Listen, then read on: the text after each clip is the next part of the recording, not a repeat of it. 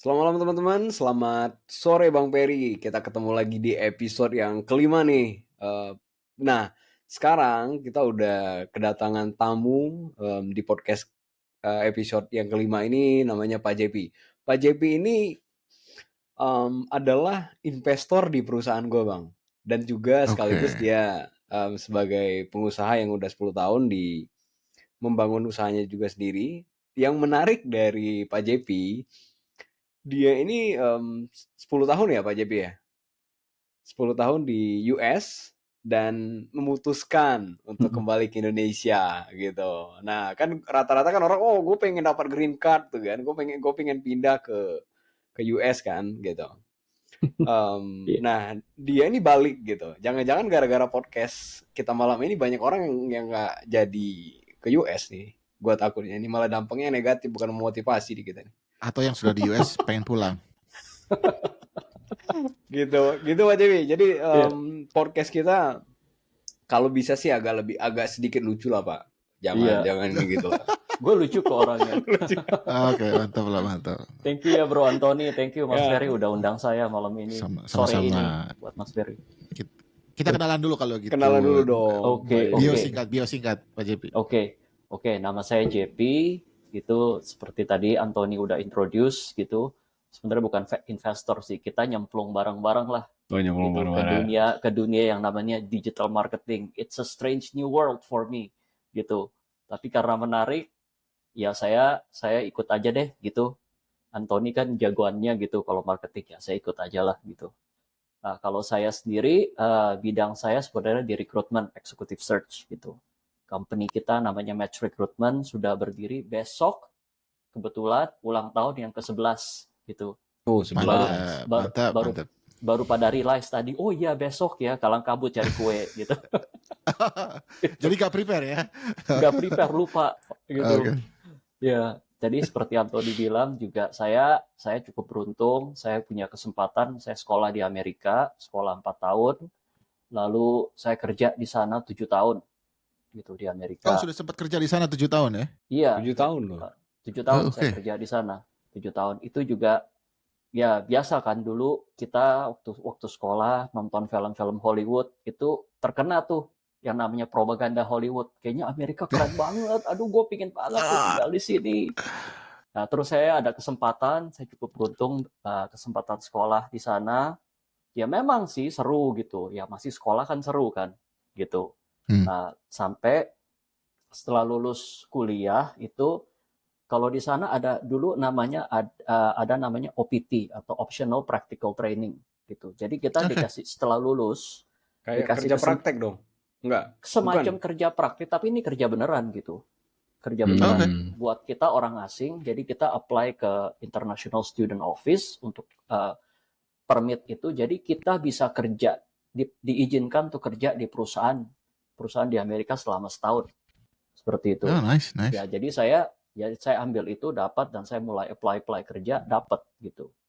Nah, saya kan kepinginnya kan tinggal di Amerika gitu. Jadi saya nggak peduli dapat kerjaan apa aja, yang penting kerja gitu. Karena saya desperate ingin tinggal di Amerika gitu.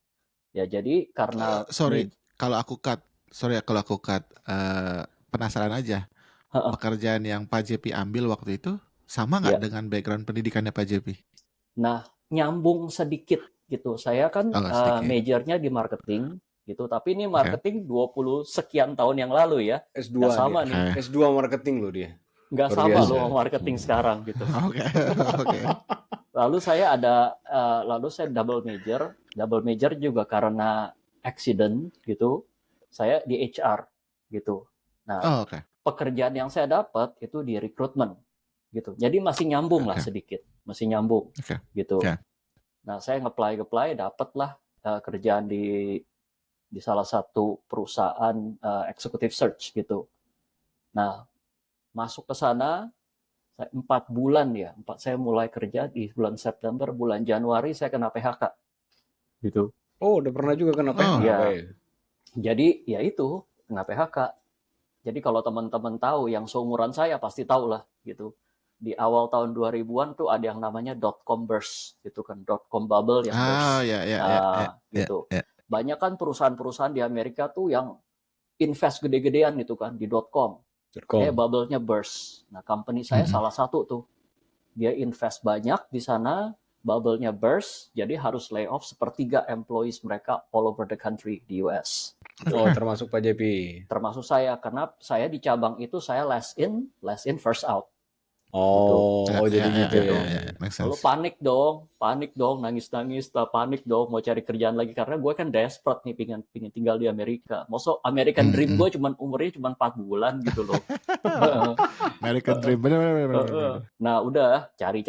Nah beruntung 2 minggu kemudian dapat kerja lagi sebagai recruiter, corporate recruiter di salah satu perusahaan. Ya perusahaannya seperti kalau di sini mungkin seperti Grant Thornton gitu, seperti KPMG, jadi audit and tax firm seperti itu, lokal di. Jadi dari agency pindah ke in-house gitu ya? Yes, jadi in-house recruiter, saya jalanin aman-aman kan, itu aman-aman aja gitu.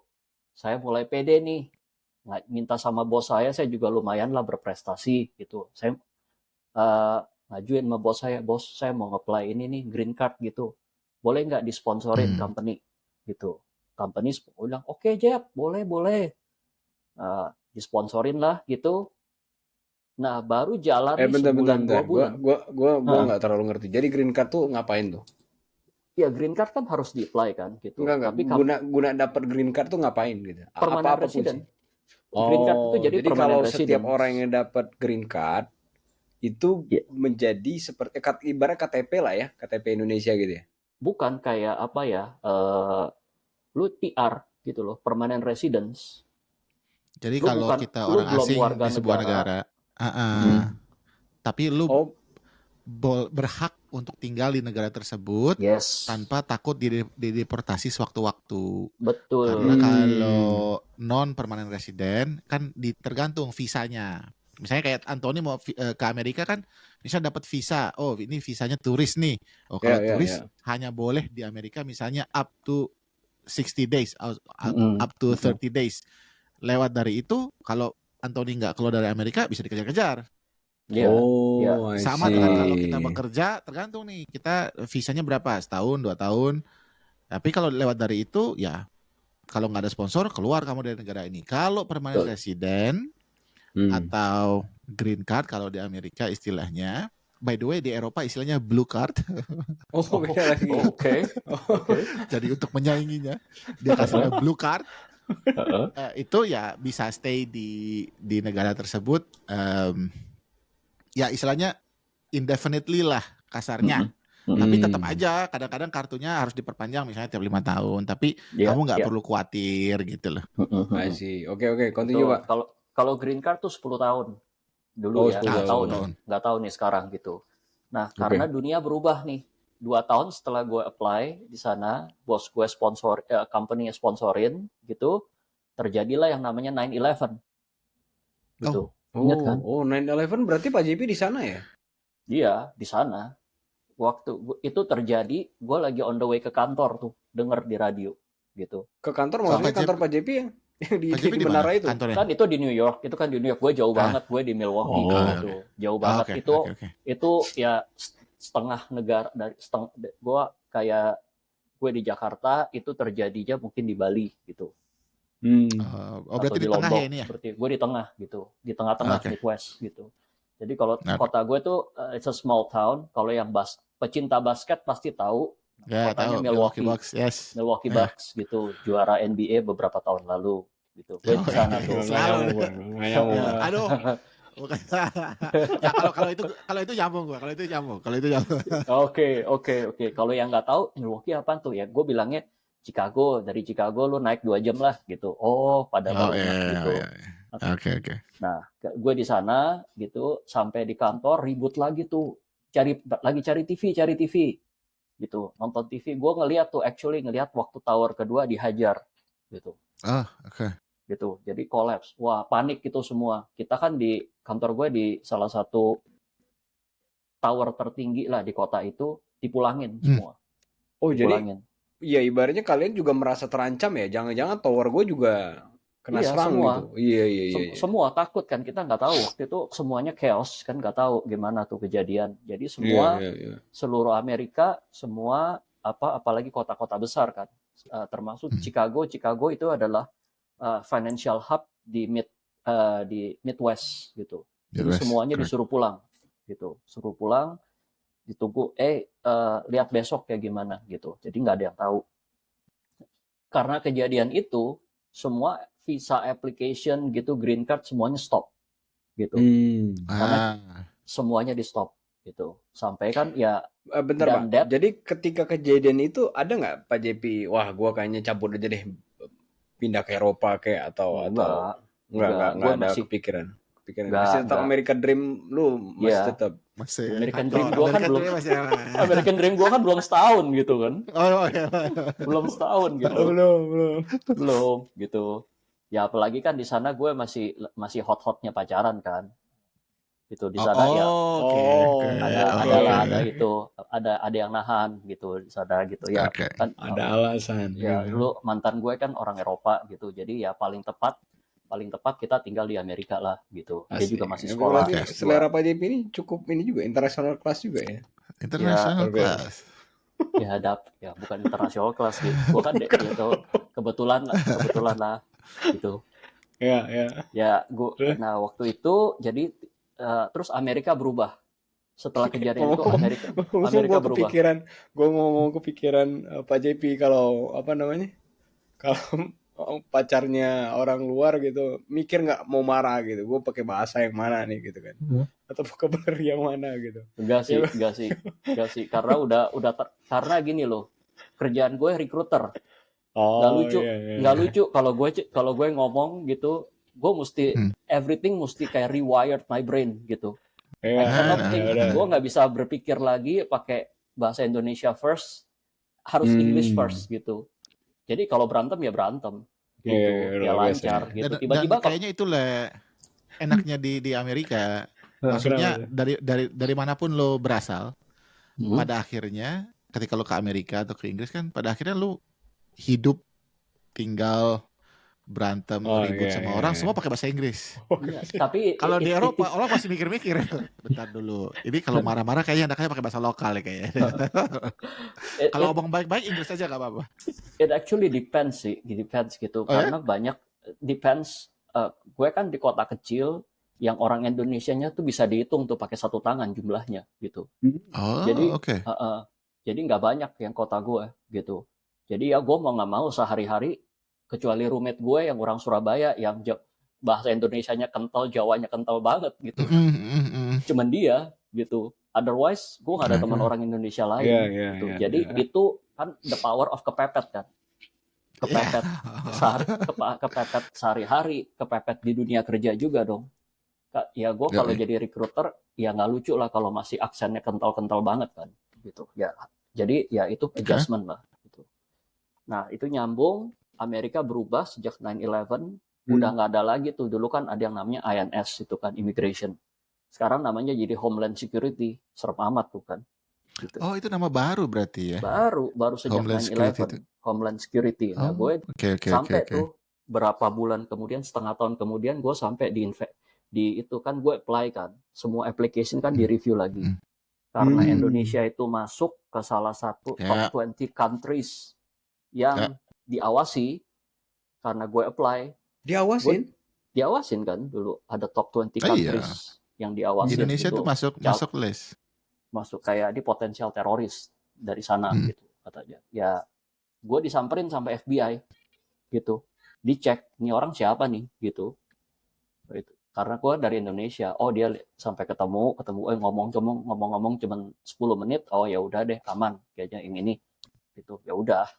Sampai kayak gitu terus bisa application-nya bisa proceed lagi tapi starting over from scratch karena institution yang namanya INS sudah nggak ada.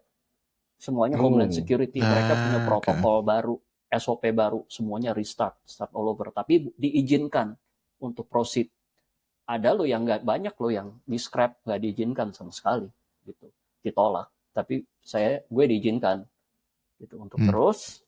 Nah tahun depannya tahun depannya udah lagi berjalan nih setahun, company gue yang gue kerja itu dibeli, diakuisisi sama perusahaan yang namanya Manpower gitu. Manpower itu adalah kalau sekarang nih top 3 perusahaan rekrutmen terbesar di dunia. Di Eropa mungkin Mas Ferry pernah dengar gitu, gede banget gitu kan. Sebelah kantornya, sebelah. Tuh. Gue di sana di corporate headquarternya. Jadi gue ditransfer ke sana. Nah, application gue start over lagi. Kenapa? Karena gue dipindah. Karena ganti employer. Dianggapnya ganti employer, NPWP-nya berubah kan, kayak tax code-nya berubah kan, start over lagi gue, gitu. Oke. Nah itu gue jalanin tuh. Nah selama proses ini, gitu, gue tuh nggak boleh keluar dari Amerika sama sekali, gitu. Makanya gue nggak bisa pulang dan ngapa-ngapain gitu. Itu gue jalanin, makanya ya gue jalanin, udah tanggung kan, jalanin terus proses, harus lolos dari city, lolos dari state. Setelah lolos dari state itu masuk federal. Di masa federal ini under review, akhirnya setelah 5 tahun dari gue initially apply, dapet tuh yang namanya 4 tahun travel document gitu. Travel document itu gue boleh keluar dari Amerika dan boleh balik lagi tanpa visa. Tapi bukan berarti green card gue di-approve gitu. Cuman boleh aja. Udah lebih ada space lah gitu kan. Betul.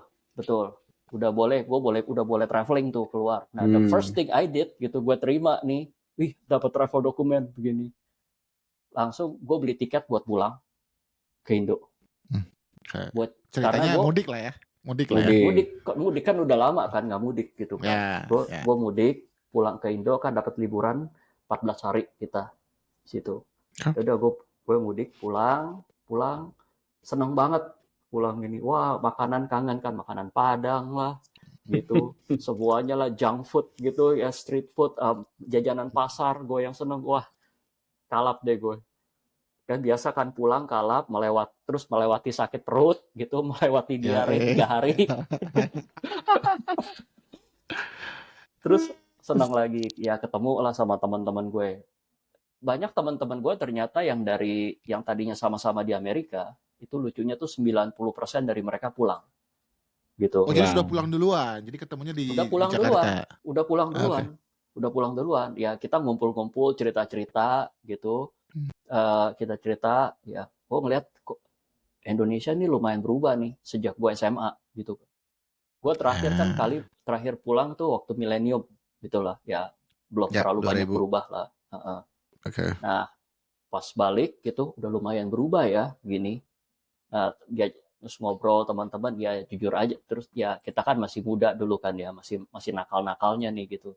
Diajakin lah sama teman-teman gue, ayo nih malam-malam pergilah kita menjelajahi nightlife di Jakarta. Wih gila, keren banget di sini sekarang, jauh lebih keren dari tempat gue. Karena perbandingannya Milwaukee, bos. Iya. Tapi gue ke Chicago gitu. Gue Chicago juga nggak seru juga, nggak seru juga gitu loh. Gue kan bukannya yang senang pergi ke bar kayak gimana gitu, yang kayak gimana gitu. Cuman justru pas kesini jadi nakal. Bilang wah gila nih ini planet apa nih pas masuk gitu kan ke tempat-tempat gitu. Ya udah teman ya. Jadi 2 minggu. Jadi itu bukan alasan lo balik karena ngejar barbar di Indonesia. Nah, gini. Itu kan gue balik lagi dong. Kayaknya 2 minggu tuh jalan cepet banget. Gue nggak puas lah gitulah. Gue kayaknya homesick banget gitu. Jadi gue bertekad gitu. Pokoknya setahun dari sekarang gue mesti pulang lagi gitu. Gue mau pulang lagi. Kayaknya ada feeling gitu. Ada feeling something gitu yang apa ya, sesuatu lah yang trigger gue. I don't know, I was feeling that way gitu. Jadi selama ini kayak di Amerika gitu, sebenarnya tuh gue nggak terlalu happy, tapi I never realize I wasn't happy. Kalau nggak tahu deh if it makes sense gitu di sana. No, it does make sense. Ya, karena banyak kalau teman-teman aku di sini memang hidup di sini karena merasa sesuatu yang bisa memperbaiki nasib mereka itu hanyalah finansial.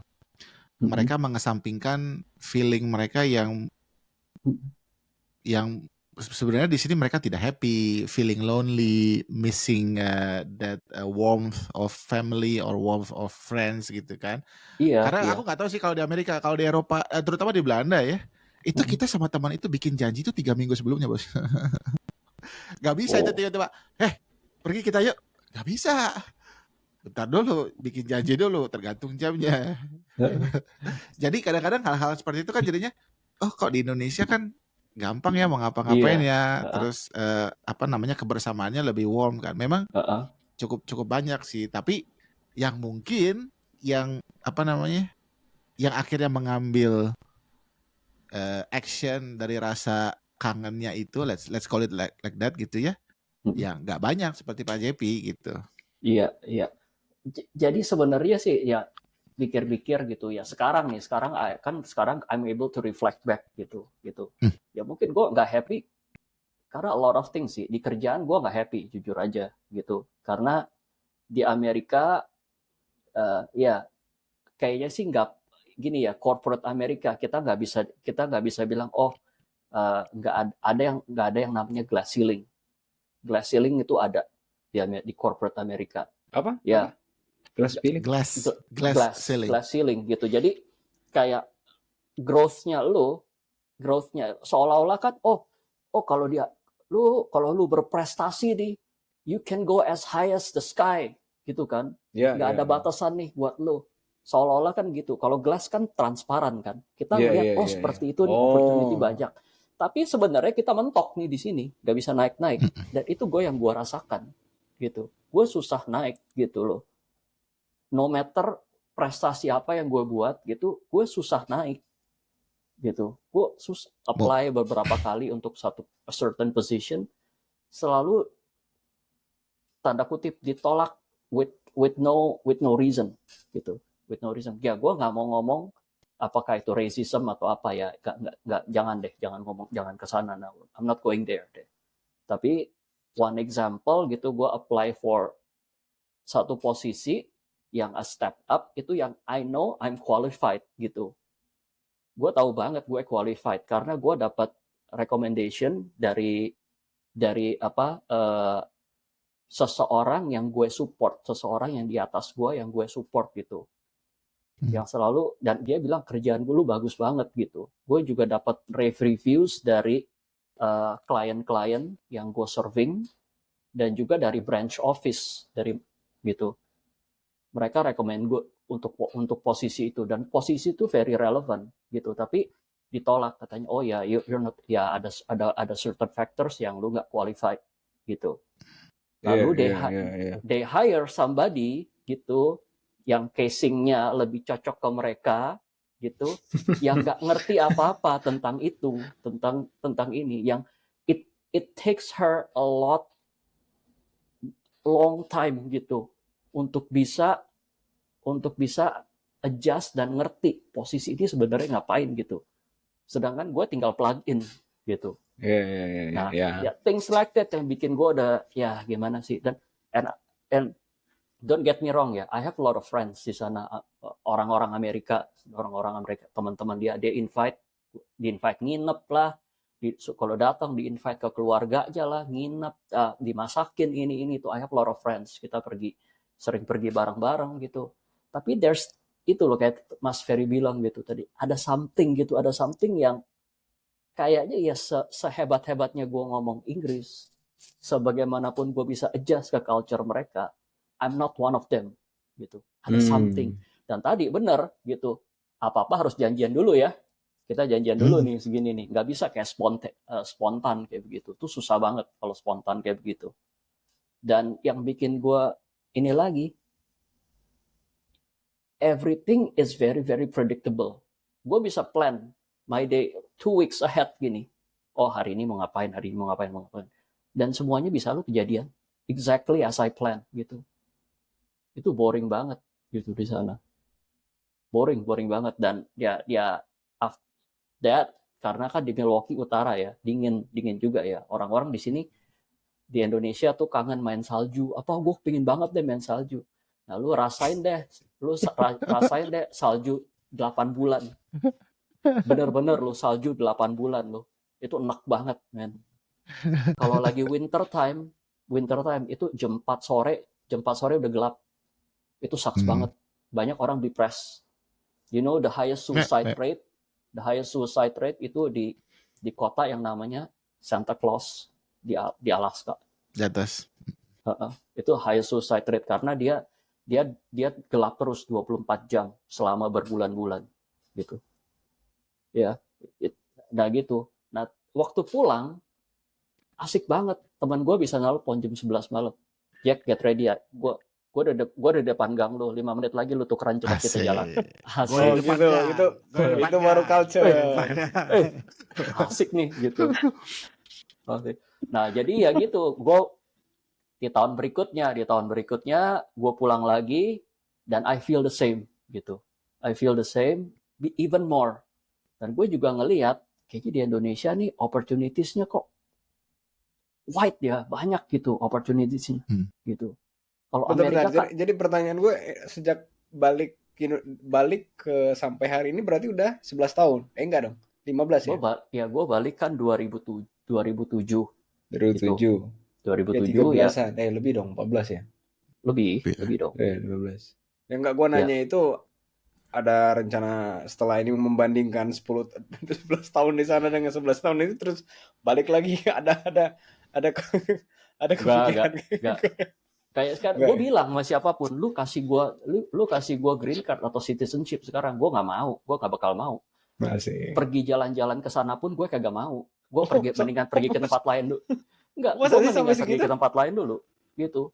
Oh, ya karena ya I've been there, done that. Ya nggak ada, buat gue nggak ada something specialnya kecuali itu deh. Yang satu, one thing yang I miss ya cuma nonton football doang, nonton American football. That's it. Okay, gitu. the NFL. Okay. Lebih ke itu sih, ke college sih, ke sekolah gue. Gitu. Gue kan dulu season ticket holder gitu di sekolah gue. Okay. Nah itu seru. Apalagi nonton itu. Mau dingin kayak gimana, mau pantat lu beku apa kayak gitu, gue nonton gitu karena seru gitu. Okay. Ya itu jadi gue pas balik lagi ketemu teman-teman, ya udahlah, gue ngeliat opportunitiesnya bagus, ya udah gue nekat. Akhirnya gue pulang. The first thing I did, call my broker, jualin rumah gue gitu. Jualin rumah gue juga kan waktu itu lagi S2 tuh sekolah malam. Gue kebut. Pokoknya akhir tahun harus habis. Gitu. Itu juga gue ngambil S2 juga bukan karena gue kepingin self advancement nih gini. Enggak, karena gue bingung mau ngapain di sana. Daripada nggak ngapain, gue mendingan sekolah deh gitu. Bisa gitu ya. Gue mendingan sekolah, ketemu orang-orang baru, ketemu teman-teman baru gitu. Gitu. Sampai kayak gitunya. Dan gue mau manfaatkan itu juga karena kan ada sekolah gue itu ada partnership lah sama company kita karena dekat gitu. Jadi gue bisa dapat scholarship kalau gue maintain B grade gitu. Ya dapat ya setelah itu tapi alasan utama gue pulang gitu karena gue bosan di Amerika. Nomor 2 karena nightlife di Jakarta terlalu asik, men. Asik. Gitu. Ini tapi kalau di luar bosen di sana terus nightlife di Jakarta lebih asik gitu ya. But overall kalau balik lagi tadi ke istilahnya Pak JP, kok kayaknya opportunity di Jakarta ini lebih oke ya gitu. Sekarang setelah 11 tahun punya company sendiri, terbukti nggak itu Pak? Kalau buat gue sih iya gitu. Kenapa? Karena kalau di Amerika ya ini ya gue udah ngerasain tuh kerja di corporate Amerika seperti itu. Ya gue nggak ngebandingin ya, semua corporate Amerika seperti itu. Mungkin kalau gue pindah ke California, which I have an opportunity pindah ke California karena saudara-saudara gue di sana gitu. Mungkin different story gitu. Tapi intinya ya gue udah cukup, udah muak lah di situ. Dan gue ngelihat Indonesia sebagai kayak new frontier nih gitu. Ngomong-ngobrol sama teman-teman gue yang udah balik duluan, mereka karirnya oke-oke kok semua gitu. Dan gue kan ngomong gitu, ngelihat kayaknya banyak kok perusahaan-perusahaan asing nih ada di sini gitu. Dan gue sebenarnya mau pulang Indonesia. Tadi kalau dibilang ini merubah nasib, gue pengen merubah karir sebenarnya. Gue udah muak nih di rekrutmen, cukup, that's enough gitu for me. Gue mau gue pulang gitu, gue pulang ya 3 bulan pertama leha-leha dulu lah, santai-santai dulu, party-party dulu, sampai mak gue bilang kalau lu begini terus mendingan lu balik lagi ke Amerika. Di trigger gue pas otak gue nyetrum tuh langsung gue kirim application sebanyak-banyak ya. Gue kali ini gue desperate mau tinggal di Indonesia, gue nggak mau balik lagi gitu. Ya udah, akhirnya gue sempat bantuin om gue gitu di company-nya dia. Terus karena ngeplay gue dapat panggilan gitu. Kayaknya yang nelpon gue bule, bahasa Inggrisnya bagus banget. Wih keren nih, perusahaan asing nih gitu. Gitu ya, gue datang. Gue tahu dia company recruitment gitu. Mungkin dia bilang, mungkin gue pikir si bule ini mau propose gue buat kliennya gitu. Pas gue datang, bukan bule dong, orang Manado gitu, yang lama juga di Amerika. Gitu. Yang lama juga di Amerika. Dia di New Jersey lebih lama dari gue, dia 13 tahun. Dia juga baru pulang gitu. Ya, jadi kita ngobrol, klik gitu. Dia malah nawarin posisi di perusahaan itu gitu. Bilang S apa ya? Lu punya background kan di rekrutmen gitu. Oh enggak, di sini kita lagi butuh nih. Bilang, wah kalau rekrutmen gue enggak deh, gue udah muak gitu. Dan so on.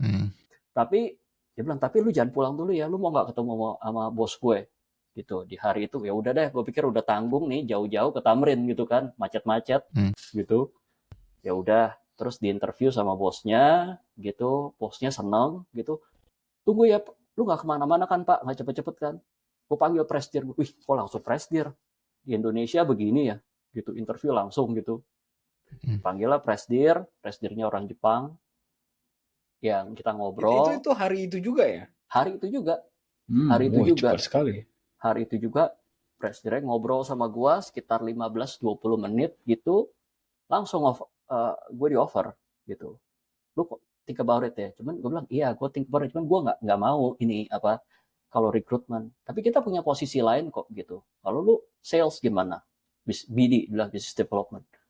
Nah, itu kata-kata sales tuh merupakan kata-kata yang paling menakutkan buat gue. Di Amerika tuh gue avoid itu, gue paling menakutkan gitu.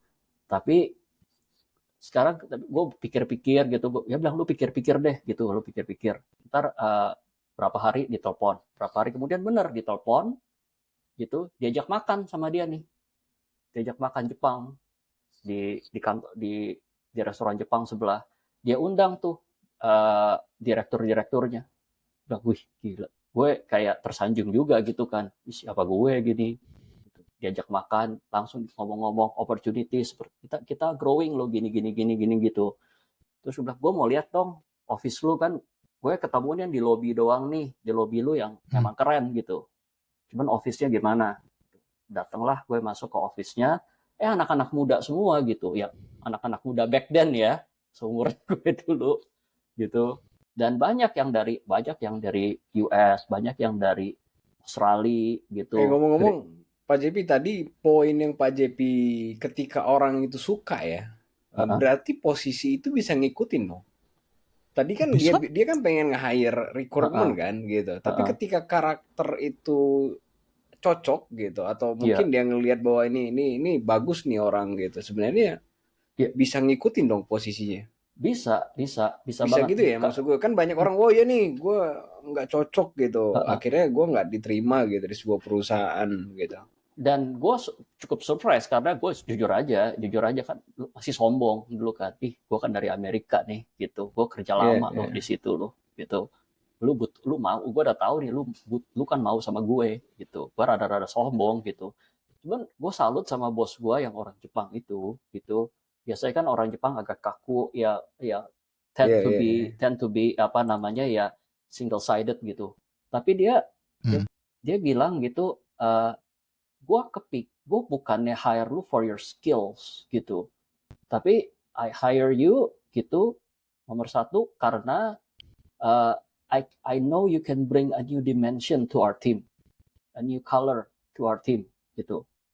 Dari conversationnya kita, dari feedback yang gue dapet dari orang-orang yang interview lo gitu. Gue bilang, I think you have a good if you're giving it a chance gitu, lu bisa loh kesini, lu bisa grow bareng-bareng nih sama kita gitu. Jadi memang ya gue nggak ada experience sales gitu. Tapi gue cukup tertantang gitu. Gue cukup tertantang. Nomor satu, gue nggak bilang oke deh, gue coba. Nomor dua itu teman-temannya kayaknya asik-asik juga nih gitu. Dan nomor tiga, hey anyway, ini kan perusahaan rekrutmen. Gue akan punya akses ini ke informasi ke banyak industri yang mungkin gue bisa pakai buat stepping stone-nya gue gitu. So ya udah, gue terima. Karena opsi gue yang satu lagi, gue juga interview sama satu perusahaan kayak consumer electronics tapi family company gitu. Nah itu posisi itu yang lumayan gue kejar. Jadi asisten brand manager gitu. Nah cilaka aja waktu gue interview gitu, gue diinterview sama satu anak muda juga gitu, sama lulusan Amerika, baru nggak lama pulang gitu. Klop nih kita ngobrolnya. Nah sampai gue tahu dia anaknya owner dong, dan itu jadi atasan gue. Langsung aduh nggak deh, gue udah tahu nih gue bakal mentok gitu. Dan biasa deh, ntar kalau tiba-tiba dia dislike gue ya selesai gue gitu. So ya no gue nggak lanjut gitu. Jadi gue lanjut di perusahaan rekrutmen itu, nggak berasa 5 tahun gue di sana gitu. Gue jadi sales tuh, business development. Jadi business development gitu, yang gue struggle. Ya gue lumayan struggle di hari pertama. Gue inget banget, cuman dikasih buku kuning. Pokoknya lu cari semua list bank di sini, lu teleponin deh. Buku kuning client. Ini dong, apa? Yellow pages dong. Iya benar-benar yellow pages. Dulu kan LinkedIn belum tahun 2007. LinkedIn belum ada apa gitu. Gue cuma dikasih, gue dikasih laptopnya belum dibeli pak. Hah? Gue bingung, belum dibeli gitu. Ya mungkin I don't know apakah mereka ngetes gue kabur gak nih setelah 3 hari gitu, atau ya gue ya udah di tugasnya apa, gue teleponin kaku banget kan gitu. Cuman teman-teman di sana kasih gue tips lah gitu. Salah satu tipsnya begini, Jeb, lu kan bahasa Inggris lu bagus tuh.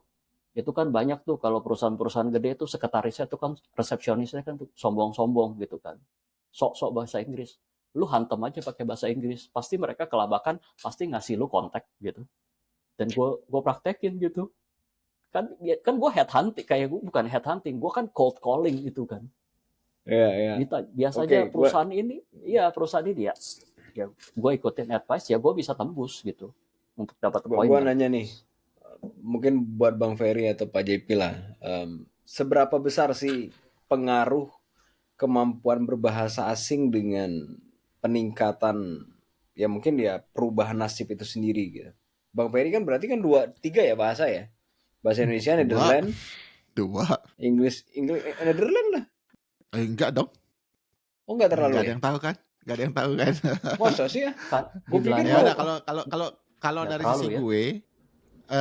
Gue justru bahasa itu bukan jadi penolong gue sejauh ini. Kenapa? Karena ketika gue sekolah, gue dapat beasiswa ke sini, itu bahasa Inggris gue jelek. Gue itu baru belajar bahasa Inggris itu umur 18.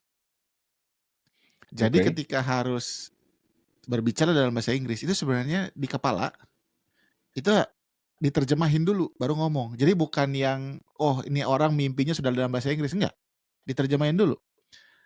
Waktu skripsi S2 gue selalu komplain dari dosen gue yang padahal bukan English native ya, itu dia orang dari Bulgaria. Oh, bahasa Inggris kamu jelek sekali. Kebetulan gue itu ada mentor di Deutsche Telekom, karena kan gue skripsinya di Deutsche Telekom, jadi gue di Jerman. Jadi ada supervisornya kan. Nah istrinya itu orang Amerika, dan kebetulan memang dia librarian. Dia dengan senang hati membantu gue mereview tesis gitu loh. Dan akhirnya tiba-tiba masuklah. Tapi jujur ya, sampai hari ini dalam kasus gue bahasa itu bukan yang menentukan gue bisa merubah nasib. Ternyata kalau gue tanya orang-orang lain, makanya beberapa episode lalu waktu kita recording juga kan kita bilang, gue pernah bilang dari semuanya yang gue pelajarin adalah jangan takut kalau mau ngomong aja. Yes. Kadang-kadang kita selalu menghukum diri kita sendiri dengan istilah police grammar lah dan teman-temannya itu ya. Akhirnya kita jadi nggak berani gitu. Padahal in real life, selama lu ngerti gue ngerti lu, everything is fine. Satu. Yang kedua, dan ini yang sebenarnya banyak orang Indonesia yang apa ya istilahnya, terlalu mengecilkan nilai-nilai Indonesia yang pernah kita pelajari di sekolah. Kalau gue tanya, setiap gue naik posisi, setiap gue pindah kerja, gue selalu bertanya, sebenarnya apa sih alasan kalian meng-hire gue ketimbang orang lain, atau apa alasan gue akhirnya dapat promosi ini gitu. Ternyata jawabannya nggak pernah soal bahasa, nggak pernah soal skill. Yang pertama, yang paling aneh, kamu tuh senyumnya terlalu manis. Oke. Ada aja. Karena di bidang gue, kalau lu bayangin, mungkin Pak JP lebih paham karena lebih sering ketemu. Ada stereotype orang-orang yang role-nya itu auditor. Serius, kaku, susah bergaul. Sementara gua ke siapa juga masuk. Jadi kadang-kadang ke auditor lain gak dapat informasinya, ke gua selalu dapat. Padahal yang gua lakukan adalah hanya senyum aja. Nggak, maksudnya tidak membuat, karena apalagi di perusahaan Eropa ya, auditor itu jujur ya, kalau lu kerja di perusahaan Eropa dan lu di headquarter, posisi auditor, hanya title-nya auditor ya, itu sama dengan CFO country loh. Jadi kadang-kadang kebanyakan orang udah merasa ini gue nih auditor, gue dari headquarters gitu loh. Jadi lo harus respect gue, lo harus mendengarkan gue gitu. Sementara gue datang dengan hehehe gitu kan, can you help me please, ya gitu-gitu. Dan akhirnya dikasih gitu. Sementara kalau yang lain gak mau dikasih gitu. Jadi itu satu. Terus yang kedua, ini hal-hal yang sepele, bahwa di Indonesia mungkin kesannya, aduh, ada kerjaan tambahan nih, gue terpaksa ngerjainnya. Ketika di sini, Fer, ada kerjaan ini nih, lu bisa bantu kita nggak? 15 menit aja. Kalau di kita, ini kalau dalam bahasa Sunda di kepala gue, piraku cuma 15 menit doang. Sinilah gue kerjain. Tapi kan orang ngelihatnya, oh ternyata dia team player ya. Dia nggak hitung-hitungan gitu. Sementara kalau di sini, culture-nya adalah, sebentar dulu. Berdasarkan kontrak yang sudah tulis, jam kerja saya itu hanya A sampai B. Maka kelebihannya harus tenaga lembur. Jadi mereka ngomong dulu itu di depan. Ada nggak lemburnya buat saya? Kalau nggak ada, saya nggak mau lakukan. Sementara gue datang dengan, ya ayolah cuma 15 menit doang, bah. Nggak apa-apa gitu, tidak memberatkan. Jadi mungkin dari cerita Pak JP juga tadi gitu ya, bahwa dulu gue juga selalu melihat American Dream lah, atau kalau di luar negeri seperti ini, kemudian kita melihat, oh di Indonesia kok seperti ini ya, maka kita harus selalu mengikuti apapun yang orang luar negeri itu lakukan dan punya dan pikir. Enggak sih, ada loh banyak hal yang bagus yang kita pelajarin dari Indonesia yang membuat kita jadi di tengah-tengah ya. Maksudnya Indonesia banget enggak, luar negeri banget enggak gitu. Jadi kayak di tengah-tengah gitu, malah jadi nilai plus. Ya, tapi tadi Pak JP kan tadi kan menjadi diandalkan oleh teman-teman karena bahasa Inggrisnya kan bagus tuh.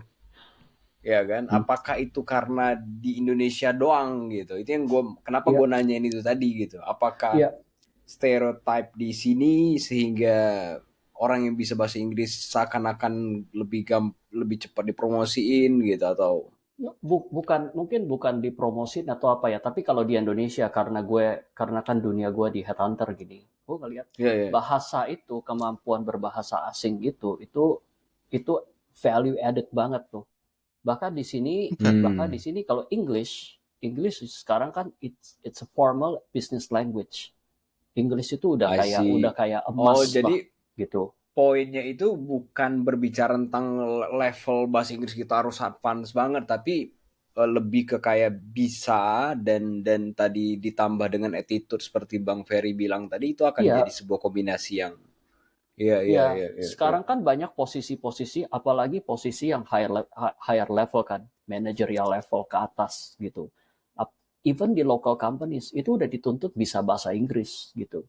Karena mungkin perusahaan-perusahaan yang lokal kan dealing juga dengan mungkin vendor-vendor dari luar atau prinsipal dari luar dan lain-lain gitu kan. Jadi bahasa itu penting gitu.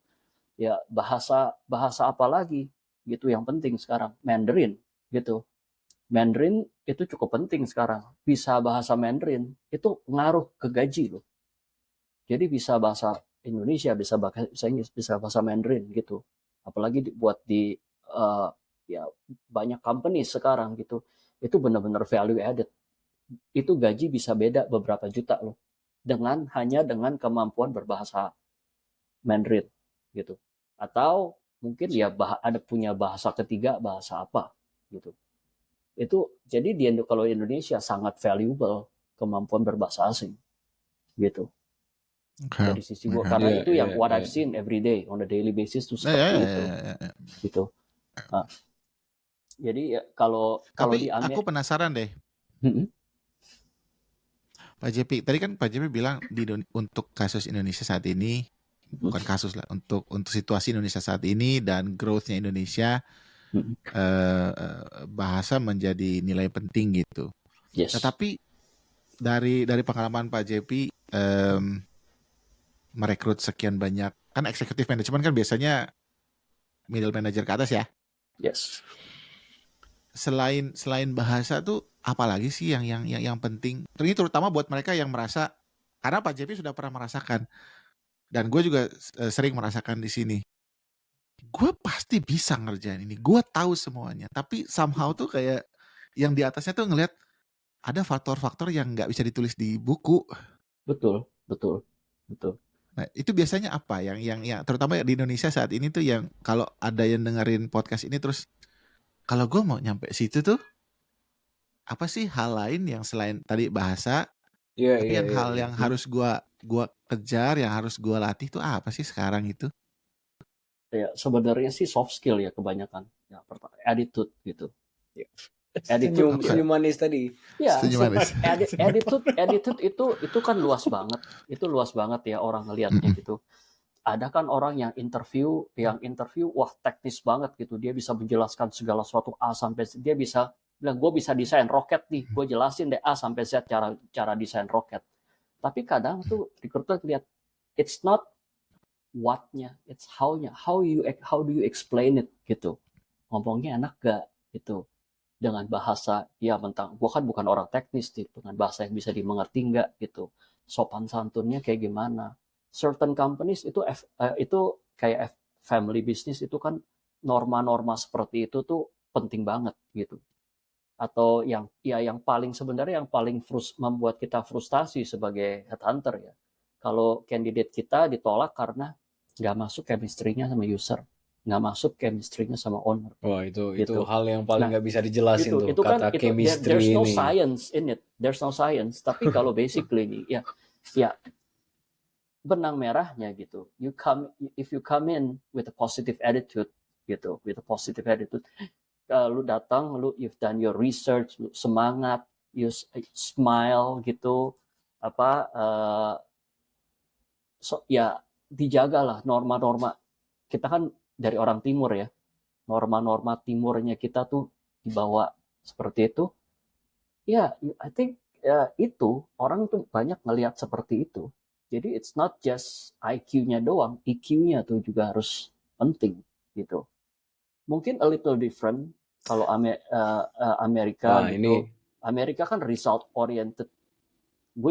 Makanya gue waktu masuk ke perusahaan yang ke perusahaan Jepang itu gue sering clash gitu sama bos, sama presidir gitu. Karena bertahun-tahun gue dididik gitu sebagai itu, as long result oriented. Dia bilang, don't scrutinize how I do it, as long as I do it on time gitu, dengan hasil yang sesuai harapan seperti ini. Lu jangan campurin, jangan urusin apa segala macam tetek bengek begini gitu. Gue deliver yang penting. Itu gue susah banget adjust. Gue perlu 1 tahun itu untuk adjust. Di perusahaan Jepang, proses itu yang sangat penting gitu. Proses itu sangat penting. Jadi gue selalu di-scrutinize gitu. Gue bilang, gue kan udah deliver, kenapa lu mau ngerecokin how I do it gitu loh. Gue mesti bikin report tuh berlembar-lembar. Gue kan orang sales gini. Gue kadang harus datang hari Sabtu gitu. Dan kok office-nya buka gitu. Si bos juga ada. Kita nggak wajib loh datang hari Sabtu. Cuman catch up paperwork gitu. Bikin report. Dia pengen tahu. Karena ya setelah beberapa tahun, sekarang gue baru realize gitu. Bahwa proses itu penting. Kalau proses lu nggak benar, hasil bakal nggak benar.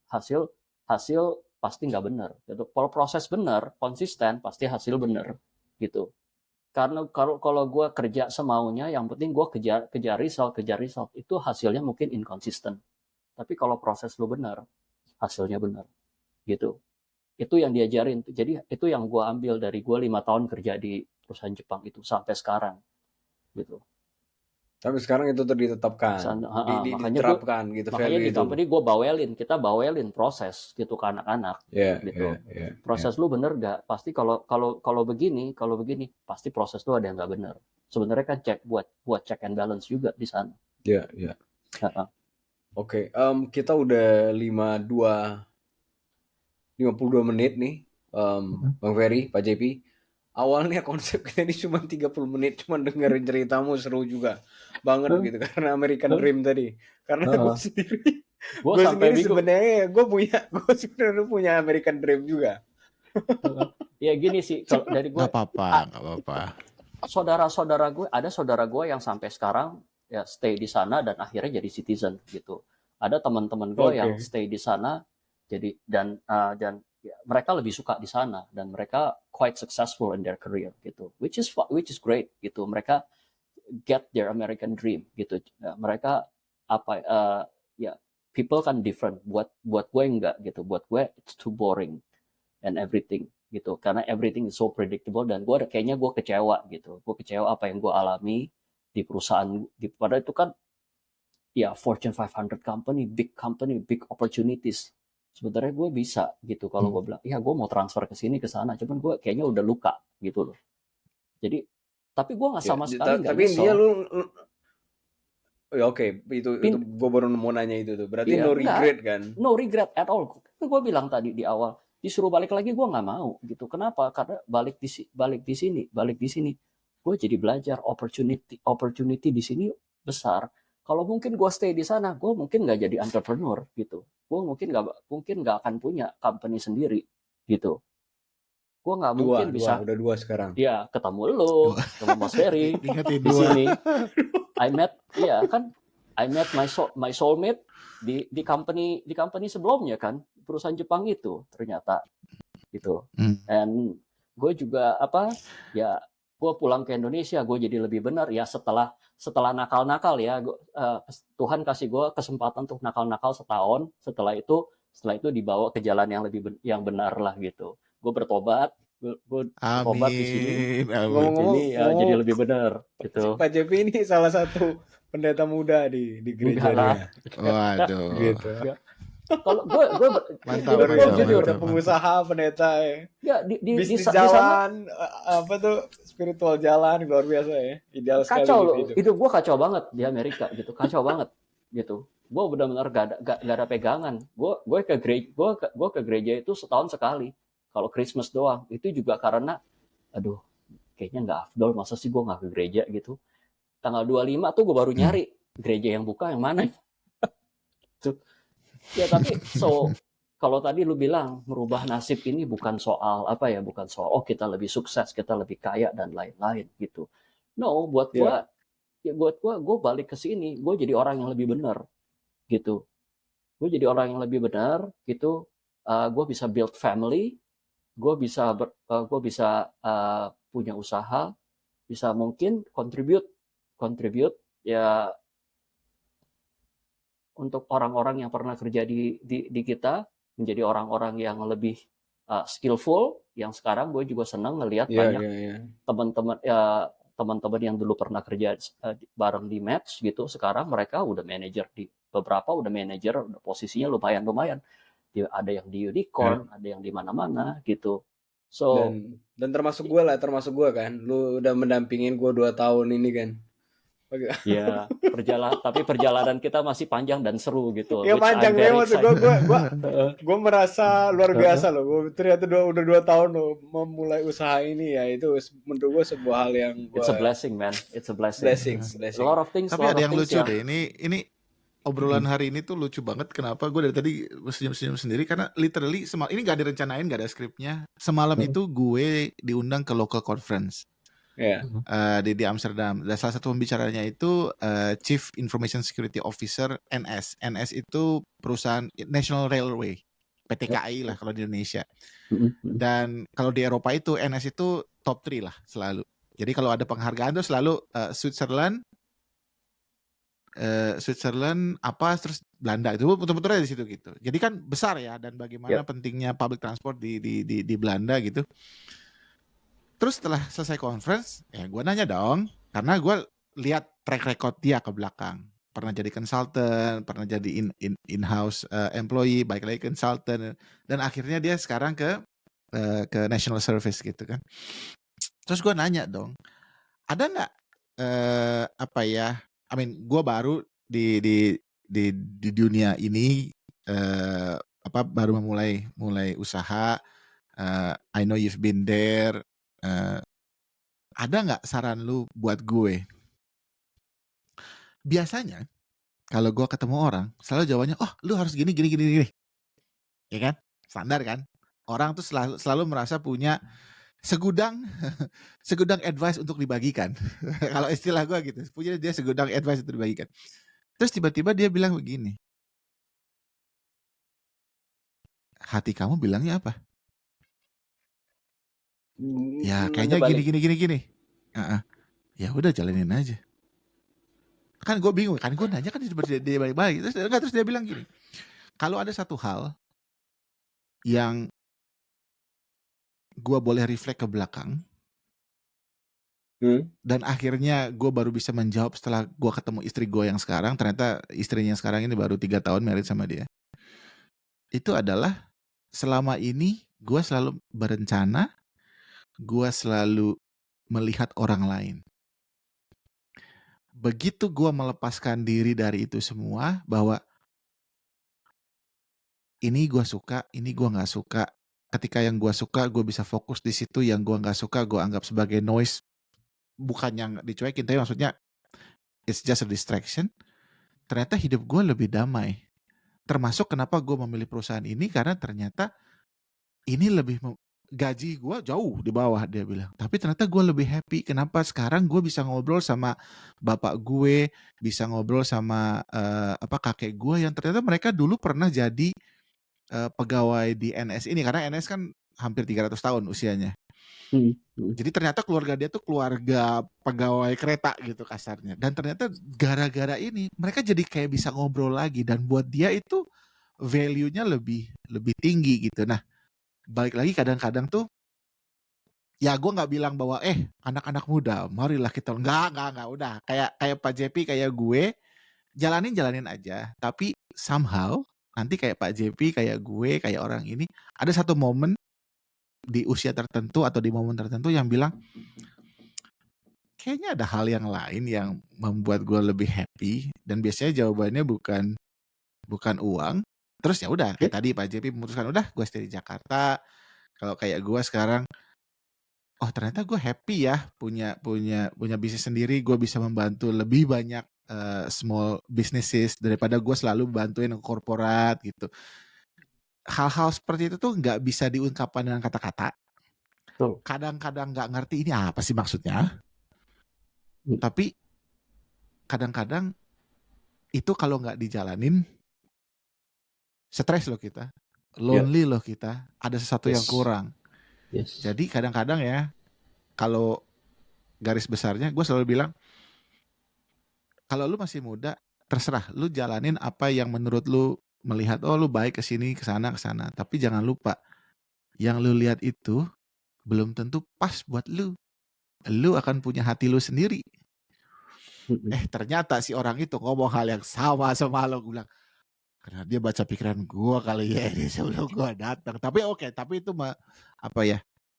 menguatkan aja pandangan gue beberapa tahun ini bahwa kok sekarang gue lebih happy ya menjalani sesuatu yang sebenarnya tidak lebih stabil, tidak lebih dipandang, dalam artian tidak lebih dipandang kan kalau dulu di korporat besar semua orang mendengarkan dan teman-temannya, tapi ya gue lebih happy sekarang. Siapa tahu bisa merubah nasib banyak orang. Amin. Pelan-pelan. Gitu aja, Tony. Mari kita bungkus. Bang Ferry. Thank you Pak JP. Thank you teman-teman. Ini udah sejam. Sepertinya ini gue akan potong nih video podcast kita jadi 2 episode jadinya. Boleh. Harusnya tadi itu 30 menit kita kasih episode kedua mungkin ya gitu ya. Dan pembicaraan ini luar biasa sih malam ini karena definisi kesuksesan atau merubah nasib itu unik banget setiap orang gitu. Thank you Pak Ferry, thank you Pak JP udah join this conversation.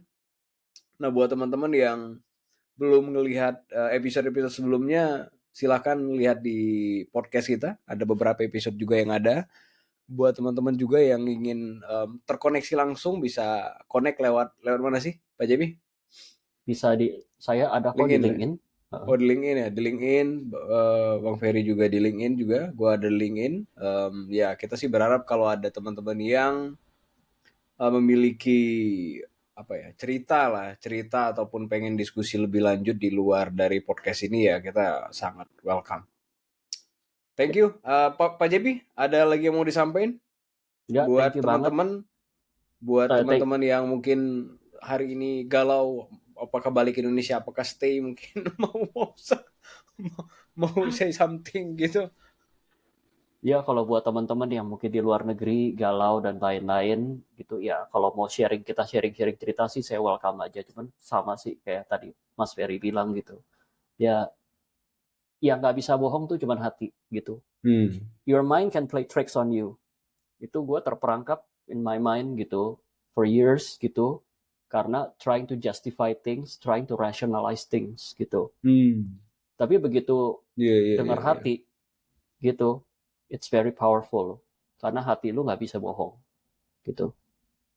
Itu sih. Jadi ya listen to your heart gitu, take time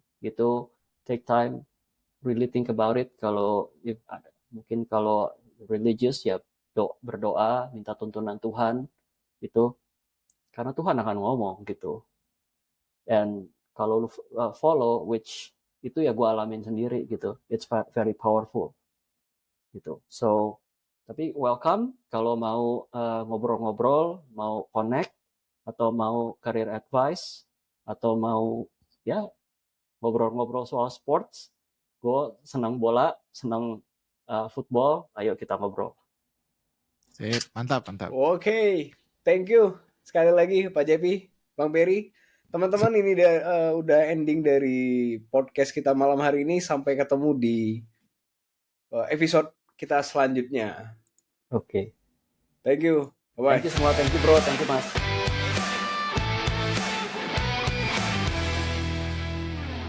Tunggu dulu Pak JP. Biasanya sampai uploading selesai.